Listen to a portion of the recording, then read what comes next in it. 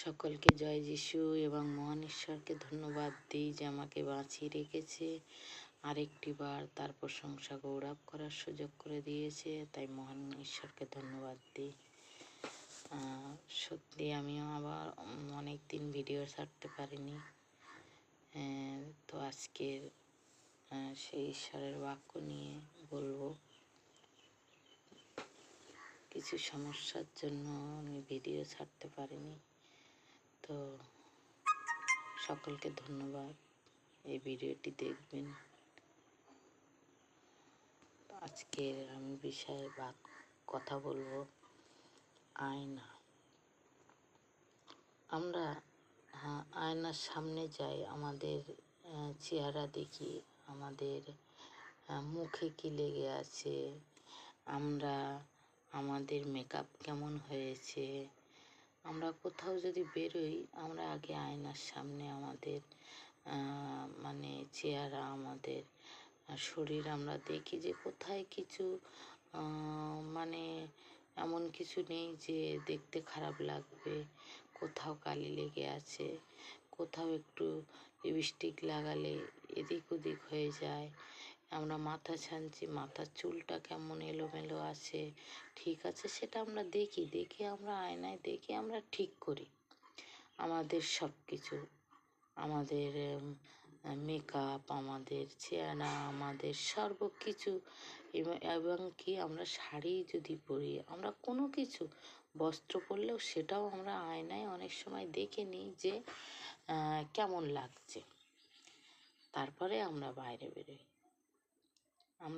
বেরোই। যে আমরা আয়না না দেখলে আমরা বুঝতে পারি না যে আমাদের সব ঠিকঠাক আছে কিনা। তো আজকের কথা বলবো যে আমরা আয়নায় তো ওপরের চেহারাটা, ওপরের সব কিছু দেখতে পাই, কিন্তু আমাদের ভিতরে দেখতে গেলে আমরা কিভাবে দেখব ভিতরে আমাদের কোথায় কালি লেগে আছে, কোথায় মন্দতা, কোথায় দুষ্টতা, কোথায় ছলনা, কোথায় হিংসা, কোথায় আমাদের হচ্ছে রাগ, কোথায় আমাদের মানে অনেক কিছু আমাদের সমস্যা আছে আমরা ভেতর থেকে করি। সেই ভেতরের দাগগুলো, ভেতরের যে এলোমেলো হয়ে আছে, ভেতরের যে নোংরা আছে, ভেতরের যে মানে কত অসমান জায়গা, সেগুলো আমরা দেখব কি করে। তো আজকে বাইবেল থেকে যাকোব 1 অধ্যায় 22, 23, 24 পদ আমরা দেখব। যাকোব দেখুন, বলছে, আর বাক্যের কার্যকারী হও, আপনাদিগকে ভুলাইয়া শ্রোতা মাত্র হইও না। কেননা যে কেহ বাক্যের শ্রোতা মাত্র কার্যকারী নয়, সে এমন ব্যক্তির তুল্য যে দর্পণে আপনার স্বাভাবিক মুখ দেখে, কারণ সে আপনাকে দেখিলে চলিয়া গেল, আর সে কিরূপ লোক তাহা তখনই ভুলিয়া গেল।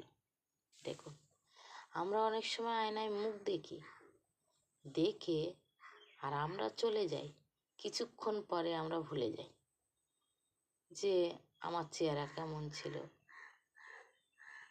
আমার মাথার চুল কেমন ছিল,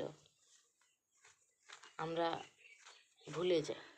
আবার অনেকে আমরা মনে রাখি যে না, আমি সব ঠিকঠাক, আমার ফিটফাট আছে, আমি আয়নায় দেখে বেরিয়েছিলাম।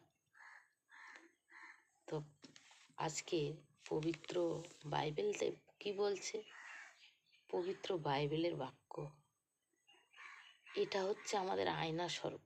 বলছে যে তোমরা শুধু শ্রোতা মাত্র হয়ে না, তোমরা শুধু শুনো না, শুনে তোমরা ভুলে যাবে। শোনো আর তার কার্যকারী হও। এবং কি বলছে, শোনো এবং তার মতো চলো। বাক্যে আমাদের বলছে তার মতো চলো। আমরা 23 পদটা আর একবার পড়ি, 23 পদের লাস্টে বলছে, সে এমন ব্যক্তির তুল্য যে দর্পণে আপনার স্বাভাবিক মুখ দেখে, কারণ সে আপনাকে দেখিল চলিয়া গেল, আর সে কিরূপ লোক তাহা তখনই বলিয়া গেল। তো আমরা কি করি?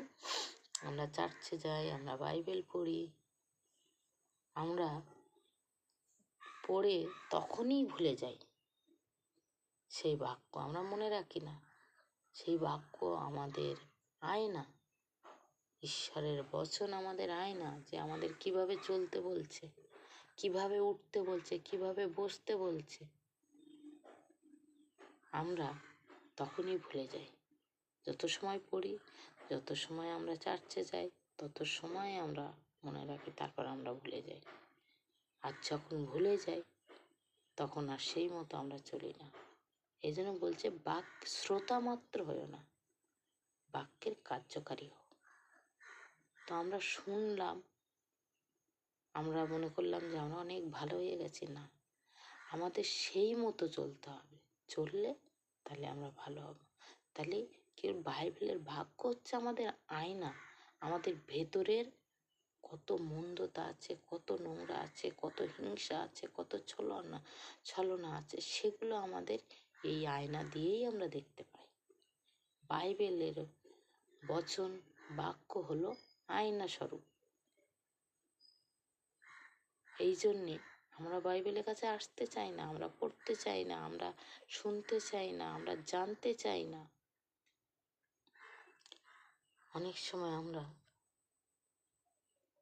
জগতে কত আনন্দ হয়, ড্যান্স হাঙ্গামা, ফাংশন, আমরা সেইগুলোতে আমরা খুব আনন্দ নিই, খুব মজা নিই, মন ভরে আমরা দেখি। আর সেগুলো আমরা মনে করতে থাকি, কিন্তু আমরা বাইবেল পড়ে মনে রাখি না, একবার মনে করতেও চাই না। এই জন্যে শয়তান আমাদের বেশি করে আমাদের দিয়ে মন্দতা করায়, কুকাজ, কুকর্ম, চিন্তা ভাবনা, সব কিছু আমাদের দিয়ে করায়। তো আমরা বাইবেলের এই আয়না দিয়ে যখন আমরা দেখব, তখন আমাদের ভেতরে কতটা পরিষ্কার আছে, কতটা নোংরা আছে, সেগুলো আমরা দেখতে পাবো। আর আমরা যখন দেখতে পাবো, তখন আমরা পরিবর্তন হতে পারবো। আর আমরা যখন পরিবর্তন হব, তখন আমাদের জীবনটা খুব সুন্দর হবে। তো আমরা যেন শ্রোতা মাত্র না হই, আমরা যেন সেই বাক্যের কার্যকারী হই। সেই বাক্যে আমরা যেন শুনে ছেড়ে না দিই, সেই বাক্যের কার্যকারী।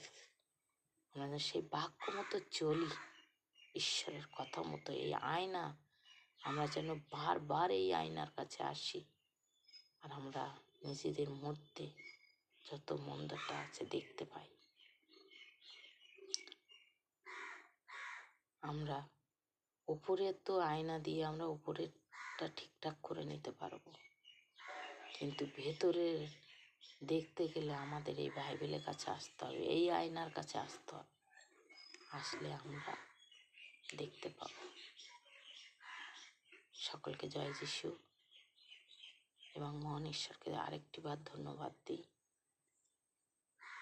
যে তার জীবন্ত বাক্য দেখতে সাহায্য করেছে, এবং আমরা যেন সেই মতো চলতে পারি।